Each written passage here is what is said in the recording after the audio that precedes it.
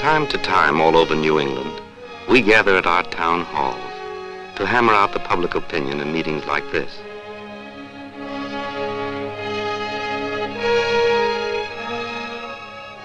Sometimes the meetings get out of hand, and we argue back when the moderator raps for order. But we like it that way, because we figure we elected him to the job in the first place.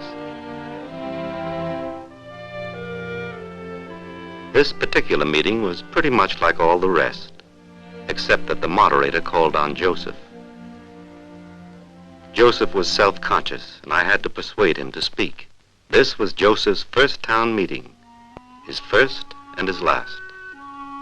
6 months before, Joseph had been a stranger to Cummington. As Joseph's minister, I felt I had come to know him a little better than others had in those 6 months. And watching him speak, as a neighbor and friend, I was remembering the day Joseph arrived with his wife Anna and the others.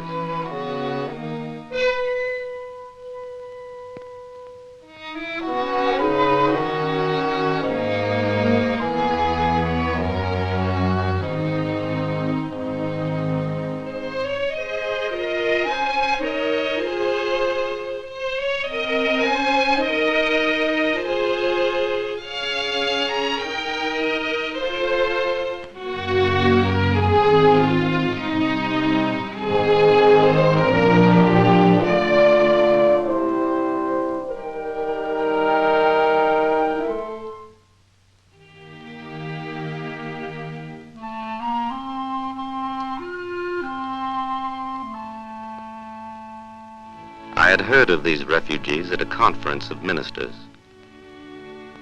They needed a place to live. My church had a house standing vacant. And I had an idea.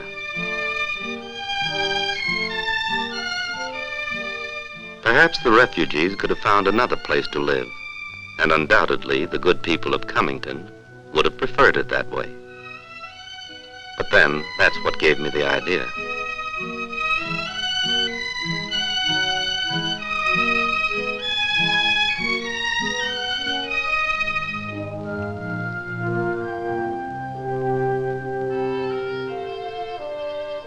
The first night.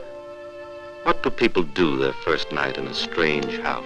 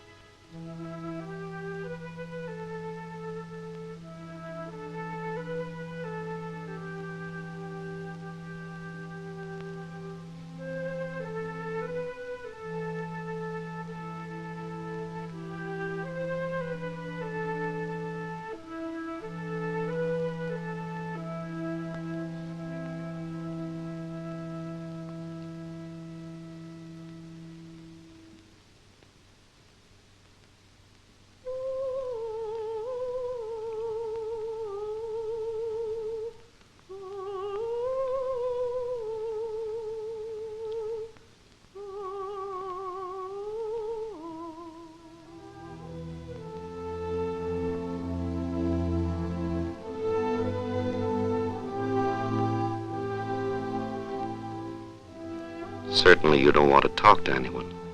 So I said good night and went home to work on my sermon for Sunday.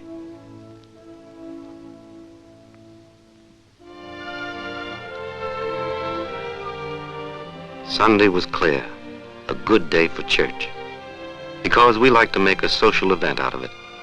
It's a close community feeling we have about our churches. We like to stand around and chat before the service.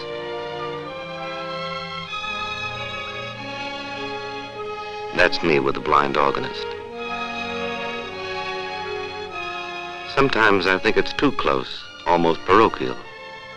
But maybe that's because originally, hundreds of years ago, our communities were built around the church. First church in Comington, 1780. First house 7 years later, 1787. Almost before I had begun my sermon, I heard a commotion in the balcony and looked down to see the refugees filing in. Late, of course, as the widow Susanna Archer said. I was moved because I knew they came from many different churches and denominations, Catholic, Jewish, Protestant, and I took it as a gesture to me. So I began again, taking my text from Leviticus. The stranger that dwelleth with you shall be unto you as one born among you, and thou shalt love him as thyself. I was sure it helped the lonely feeling of the refugees.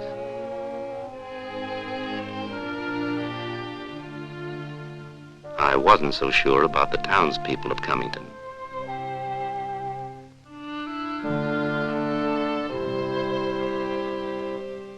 Only time would tell.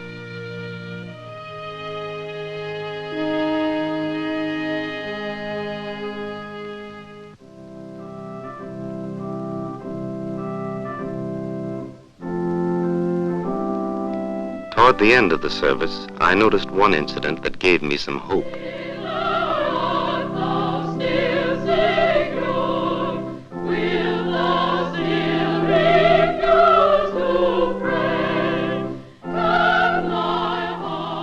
I guess, with the music and all, it was too much for Anna.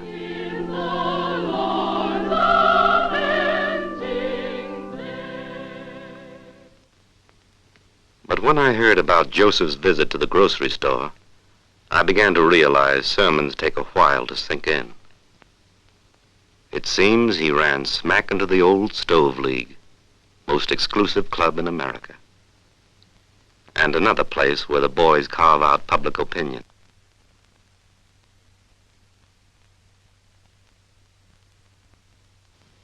Everyone went right on doing what he was doing. And Joseph felt at first like no one knew he was there. But that wasn't true. Because the minute his back was turned, they looked up, curious as kittens. And Joseph knew it.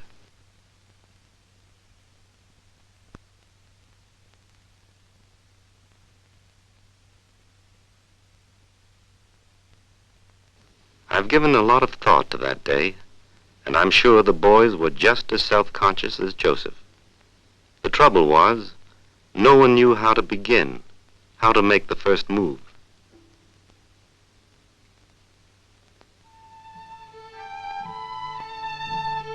So I realized I'd have to make the first move myself, take people by the arm and lead them together. Peter, one of the refugees, had been a printer of fine books, art editions, back in Austria. So I took him out to the Comington Press to meet Jim Orchard.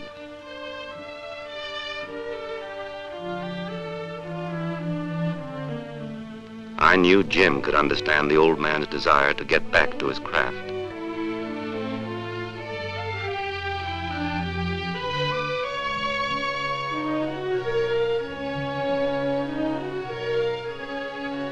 It wasn't hard to tell that he'd been away from his work for a long, long time. For all his politeness, he couldn't keep his hands off the presses.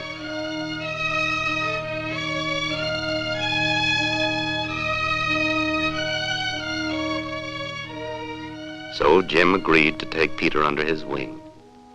And as I left, Jim was already promising to take Peter over to see the collection of books at the Bryant Memorial Library, across the meadow from the press.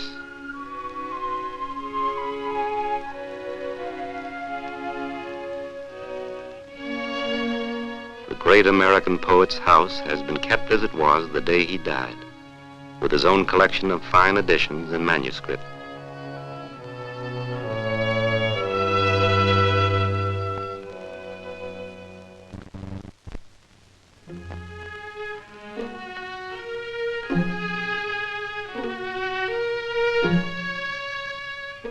Here were the things Peter loved most, things he'd been away from too long.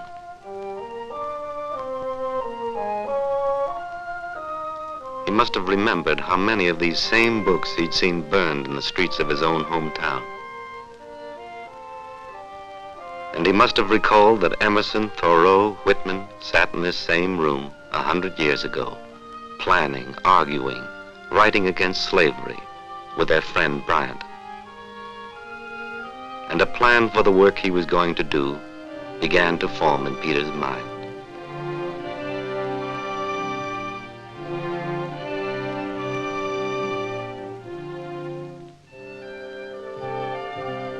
Then, Max went to work helping out on the widow Susanna Archer's farm. Susanna's boy had just been drafted, and she needed a man who could handle the farm machinery. Max had been a mechanic in Czechoslovakia.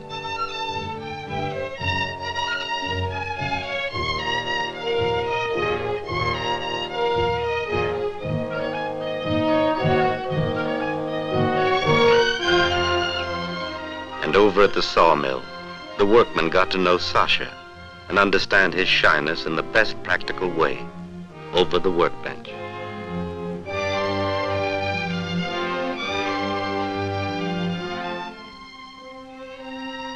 During the summer, Joseph and Anna opened a knick-knack shop, and the local girls got into the habit of dropping around to help out. I used to come by myself of a Saturday afternoon to enjoy a little music with Joseph and the hall girl.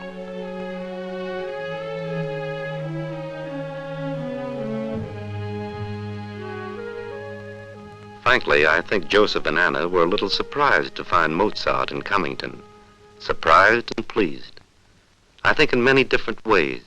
While we were getting to know the refugees better, they were learning about the New England countryside and its people.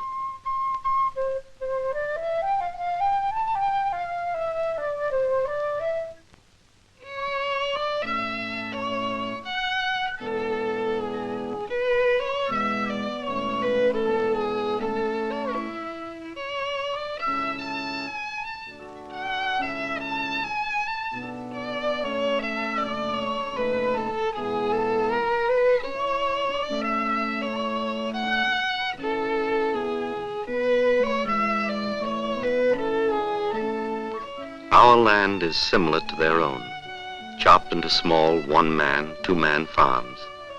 The soil is difficult, and the weather's cruel sometimes.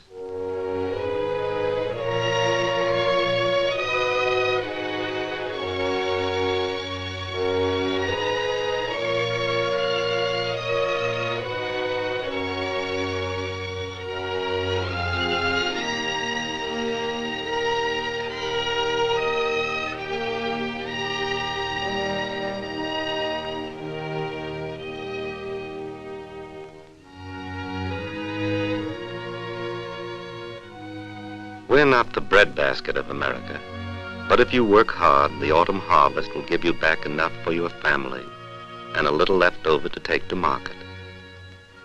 And of course, we set aside one of the best of everything to exhibit at the fair. It's a hard life, and often a lonely life, and maybe that accounts for the way we act sometimes.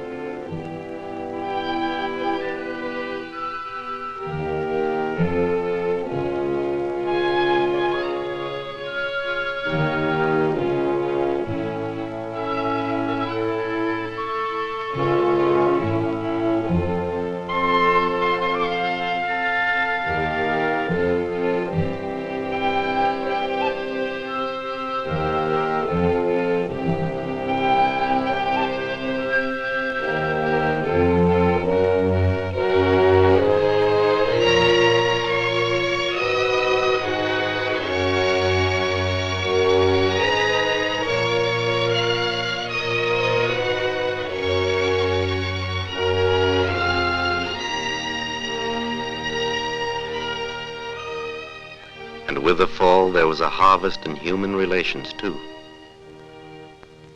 One day, the boy from down the street came bearing gifts. He had a speech all prepared, which he promptly forgot like his mother knew he would. But it made me feel that perhaps my idea had taken root, too.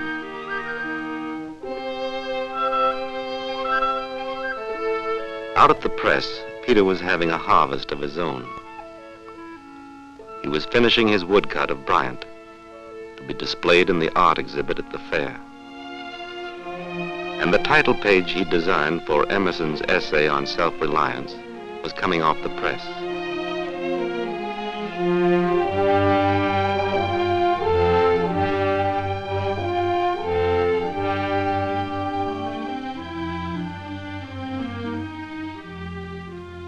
He was back at work in his craft, a part of a shop.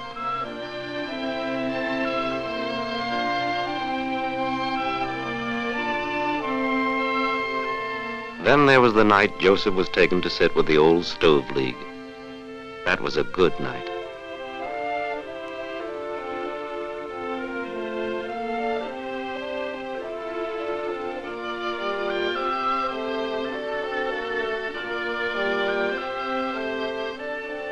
I don't say all the self-consciousness was gone, but there was a new kind of respect on both sides.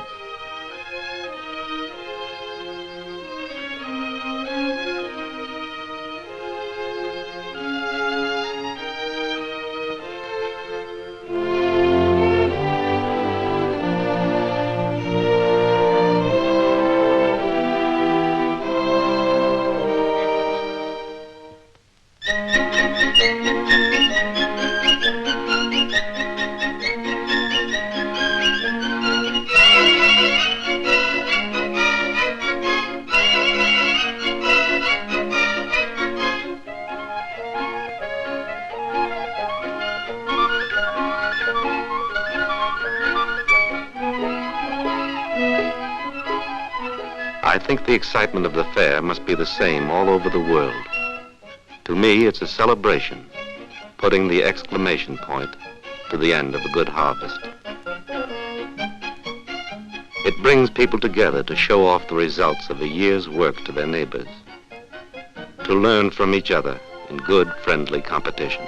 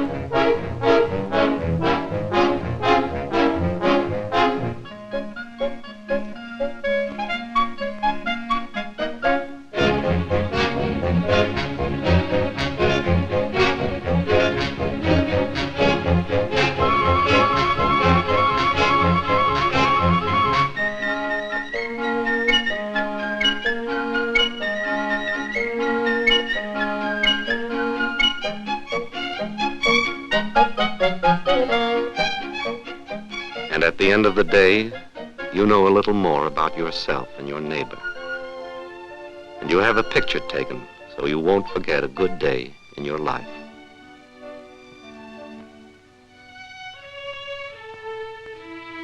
I was thinking of all these things as I watched Joseph speak. He was telling the town meeting that he would be leaving soon to go home and help rebuild his own country.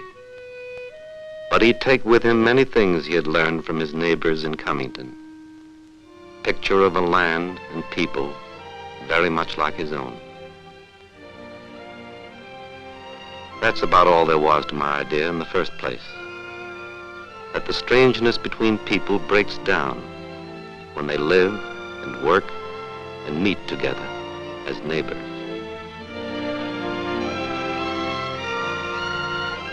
I think the idea worked. At least, if the boys on the post office porch had been reluctant to welcome strangers, they were also reluctant to say goodbye to friends.